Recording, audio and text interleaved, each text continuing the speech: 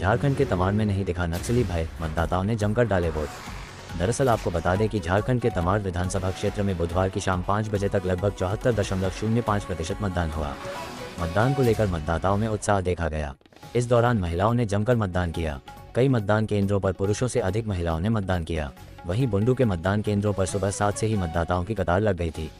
सुबह 9 बजे तक लगभग 97% मत पड़ चुके थे। 11 बजे तक 22%, 1 बजे तक 47.12%, 3 बजे तक लगभग 55.28% और शाम 5 बजे तक लगभग 67.12% मतदाता मतदान कर चुके थे।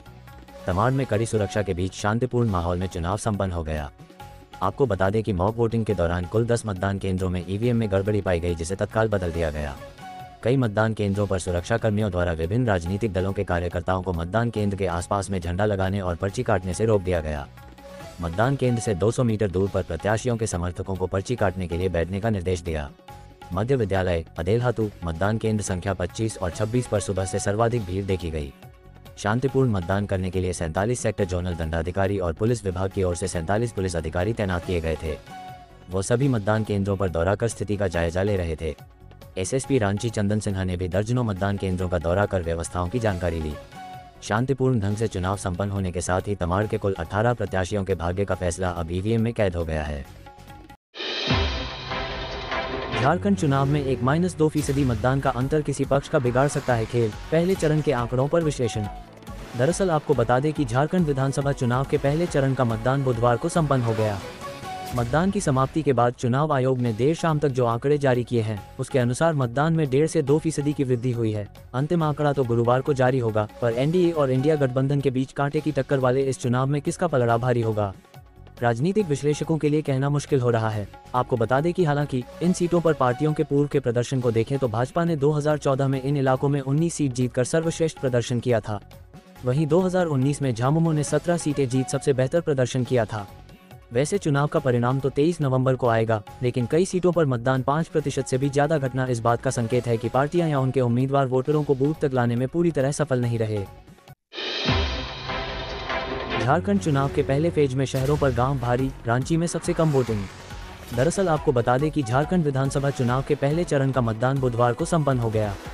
चुनाव आयोग की ओर से रात 12.30 बजे तक प्राप्त अपडेट के अनुसार 15 जिलों की 43 सीटों पर 66.51% मतदान हुआ, जो 2019 63.90% की अपेक्षा बेहतर है। पहले चरण में 683 प्रत्याशी चुनाव मैदान में हैं।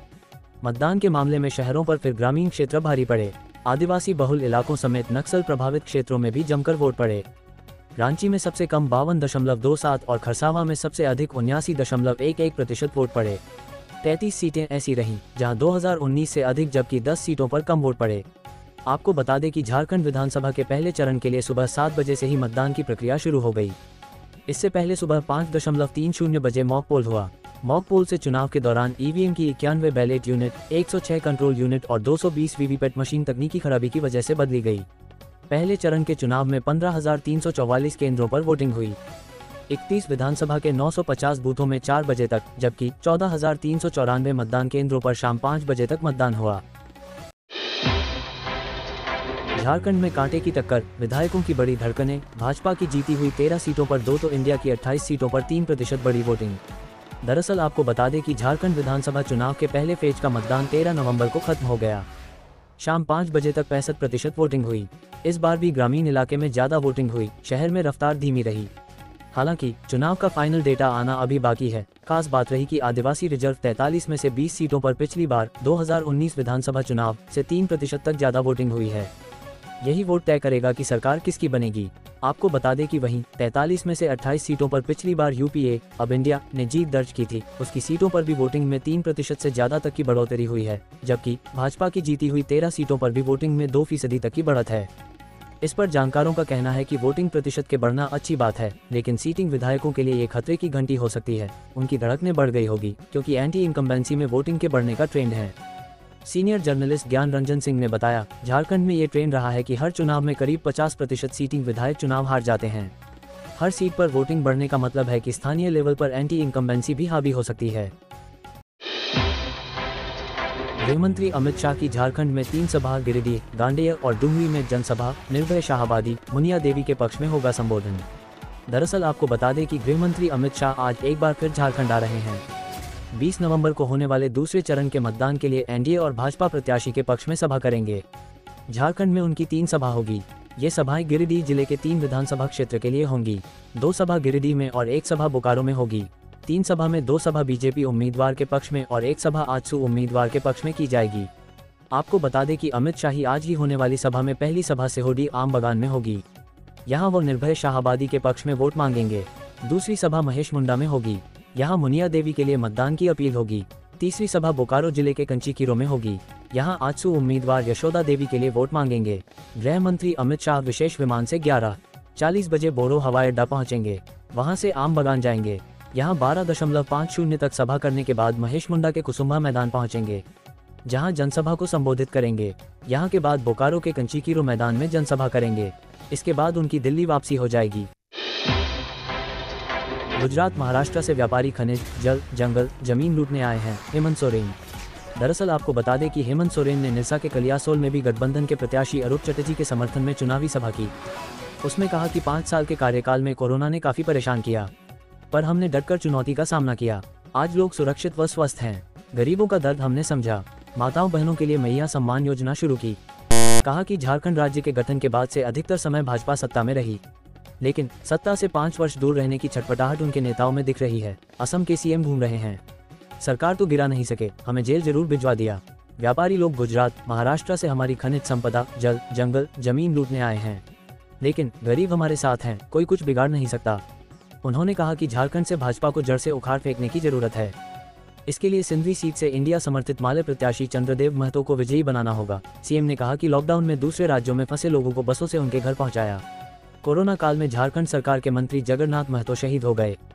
भाजपा के विधायक इंद्रजीत महतो का 5 वर्षों तक इलाज का खर्च सरकार ने वहन किया। वहीं केंद्र सरकार ने दवा कंपनी से चंदा लेकर कोरोना काल में फर्जी दवाएं चलवा दी।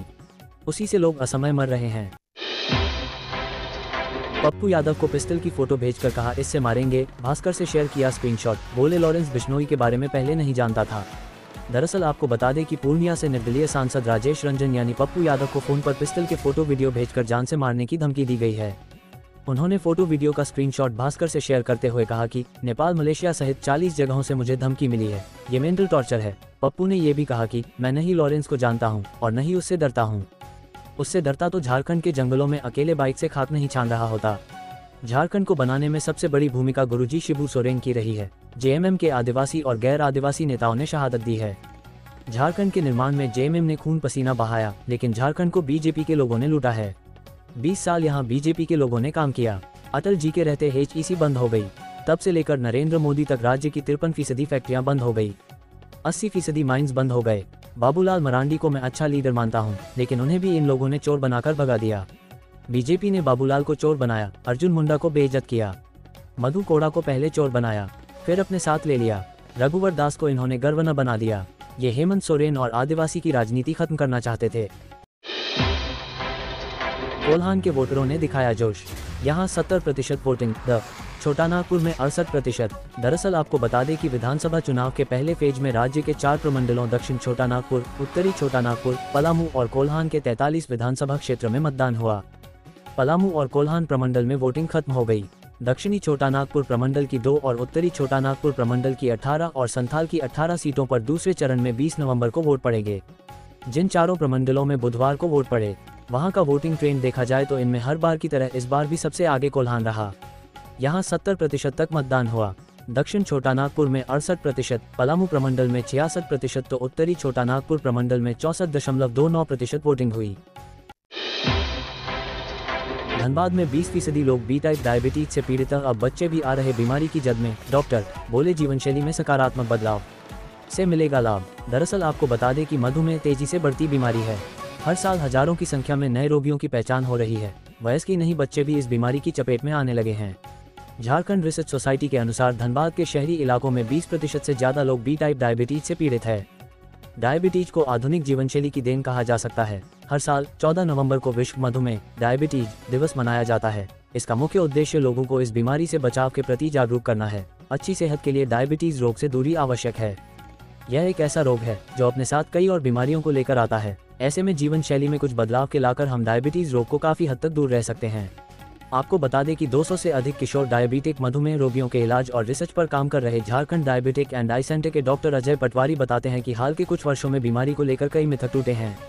जैसे 40 वर्ष से अधिक उम्र वालों को इस बीमारी की संभावना काफ़ी अधिक होती है। अब 20 से 39 वर्ष की महिला पुरुष भी इस बीमारी की चपेट में आने लगे हैं। वयस्क ही नहीं, बच्चे भी तेजी से इस बीमारी की जद में आ रहे हैं। 2022 में कराए गए सर्वे के अनुसार धनबाद में मधुमेह से पीड़ित लगभग 200 बच्चों की पहचान कर चुके हैं और औसतन हर माह 5-6 की संख्या में बच्चे हमारे क्लिनिक में इलाज के लिए आते हैं। झारखंड में सीआरपीएफ सिपाही भर्ती से पहले जारी हुआ अलर्ट, अभ्यर्थी भूलकर भी न करें ये काम। दरअसल आपको बता दें कि झारखंड के धुरवा के सैम्बो स्थित केंद्रीय रिजर्व पुलिस बल के ग्रुप केंद्र में 18 से 23 नवंबर तक सीआरपीएफ में सिपाही भर्ती 2023 की भर्ती प्रक्रिया होगी। ग्रुप केंद्र के डीआईजीपी कुजूर ने एक बयान जारी कर इसकी जानकारी दी। उन्होंने बताया कि केंद्रीय सशस्त्र पुलिस बल में भर्ती के लिए रुपयों की जरूरत नहीं है। यदि भर्ती के लिए कोई किसी को रुपये देता है या देने का वायदा करता है तो वो धोखा खा रहा है, उसे ठगा जा रहा है। उन्होंने अभ्यर्थियों से अपील की है कि कोई रुपयों की मांग करे या भर्ती कराने का आश्वासन दे तो तुरंत निकटतम थाने, भर्ती बोर्ड के पीठासीन अधिकारी या सीआरपीएफ के डीआईजी ग्रुप केंद्र को सूचित करें। ऐसे लोगों, दलालों या ठगों के विरुद्ध कानूनी कार्रवाई की जाएगी। स्टार प्रचारक लाकर भाजपा, सीएम हेमंत सोरेन ने लोगों से कर दी बड़ी अपील। दरअसल आपको बता दें कि निरसा सीट से महागठबंधन के भाकपा माले प्रत्याशी अरूप चटर्जी, सिंधरी से लड़ रहे प्रत्याशी चंद्रदेव महतो और बागमारा से कांग्रेस प्रत्याशी जलेश्वर महतो के समर्थन में राज्य के मुख्यमंत्री हेमंत सोरेन ने बुधवार को सभाएं की। हेमंत ने कहा कि स्टार प्रचारक लाकर भाजपा बेवकूफ बना रही, झारखंड वासियों को गुमराह कर रही, उनके झांसे में नहीं आए। निरसा के कलियासोल प्रखंड के बरबाड़ी मैदान में हेमंत ने कहा कि भाजपा वाले झूठे वादे कर रहे, केंद्र में सरकार होने के बाद भी वो महंगाई पर लगाम नहीं लगा सकी। जनता को कम पैसे में कहां से गैस सिलेंडर देगी? हमारी सरकार बनी तो 24 घंटे बिजली मिलेगी, बिल भी नहीं आएगा। जितने लोगों पर बिजली का केस हुआ उसे वापस लेने का काम किया जाएगा। जनता से कहा कि जहां भाजपा की सरकार है वहां कम दाम में गैस सिलेंडर तो दिया नहीं जा रहा, यहाँ भी वह आपको छलने की जुगत में है। आपको बता दें कि भाजपा के शासनकाल में कर्ज माफी नहीं होने से कई किसानों ने आत्महत्या की। अलग राज्य बनने के बाद हमने किसानों को 2 लाख रुपए तक ऋण माफ किया, विधवा व सरकारी कर्मचारियों को पेंशन दी, अधिवक्ताओं को पेंशन व स्वास्थ्य लाभ दे रहे। पुरानी बातें दोहराते हुए मैया सम्मान योजना, चुनाव जीतने पर राशि बढ़ाकर साल में 30,000 रुपये देने की बात कही। भाजपा पर फूट डालो राज करो नीति पर काम करने का आरोप मढ़ा। माले प्रत्याशी अरूप ने कहा कि भाजपा झारखंड की खनिज संपदा को गुजरात ले जाकर उद्योग लगा रही है।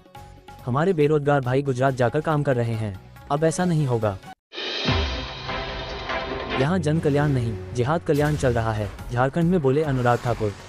दरअसल आपको बता दें कि झारखंड विधानसभा चुनाव 2024 के लिए पहले चरण के तहत 43 सीटों पर वोटिंग पूरी हो गई है। फेज 1 में कुल 66.51% मतदान हुआ है। इसी के साथ 683 उम्मीदवारों का भाग्य ईवीएम में बंद हो गया है। अभी एक फेज की और वोटिंग बची है। 20 नवंबर को दूसरे चरण के तहत मत डाले जाएंगे। मतों की गणना 23 तारीख को होगी। पहले फेज का मतदान बेहद दिलचस्प रहा। राज्य में छिटपुट घटनाओं को छोड़कर हिंसा या बवाल की कोई खबर नहीं आई। वहीं इस बार नक्सलियों का भय भी नहीं दिखा। नक्सल प्रभावित इलाकों में भी जमकर वोटिंग हुई। आपको बता दें कि मुख्य निर्वाचन पदाधिकारी के रवि कुमार ने बुधवार को कहा है कि पहले चरण की 43 विधानसभा सीटों पर मतदान पूर्णतः शांतिपूर्ण रहा। ग्रामीण क्षेत्रों की अपेक्षा शहरी क्षेत्र में थोड़ा कम मतदान हुआ है। मॉक पोल और मतदान के दौरान 1% से भी कम ईवीएम और वीवीपैट के बदलाव हुए हैं। ऐसे में अब पहले फेज की वोटिंग के बाद सभी दल दूसरे चरण के लिए और तेजी से जुट गए हैं। शाह बोले जेएमएम कांग्रेस झारखंड को एटीएम बनाना चाहती है। सोनिया गांधी बार बार राहुल बाबा का प्लेन उड़ा रही हैं, लैंड नहीं कर पा रहा। दरअसल आपको बता दें कि झारखंड विधानसभा चुनाव के दूसरे चरण के प्रचार को लेकर गुरुवार को केंद्रीय गृह मंत्री अमित शाह ने गिरिडीह में जनसभा की। इसमें उन्होंने एक बार फिर धारा 370, बांग्लादेशी घुसपैठ और भ्रष्टाचार को लेकर कांग्रेस झामुमो सरकार पर निशाना साधा। उन्होंने कहा, हेमंत सरकार का समय समाप्त हो गया है। सुन लो घुसपैठियों, अब तुम्हारा भी समय खत्म हो गया है।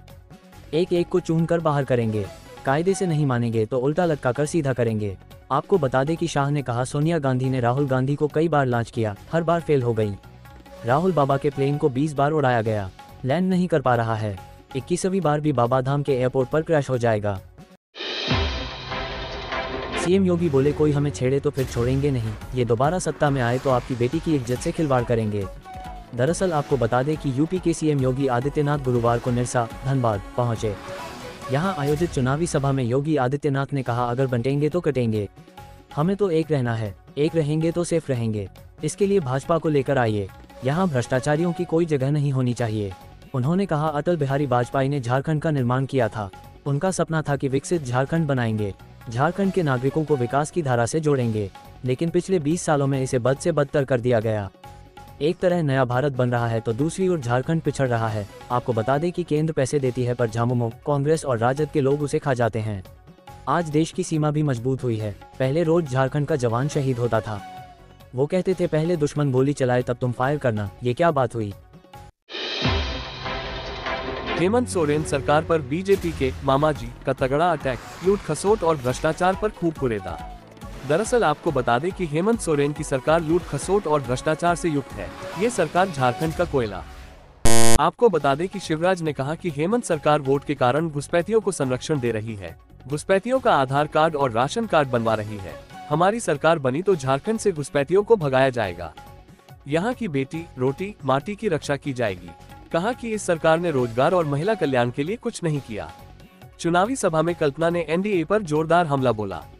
उन्होंने कहा कि झारखंड का 1,36,000 करोड़ बकाया केंद्र सरकार दे नहीं रही है। अगर वो देती तो अस्पताल, स्कूल सहित कई विकास के कार्य होते। भाजपा के नेता भींगे भींगे हैं। वो पार्टी आला कमान को कुछ नहीं बोलते हैं। वे जनमानस के बारे में क्या बोलेंगे।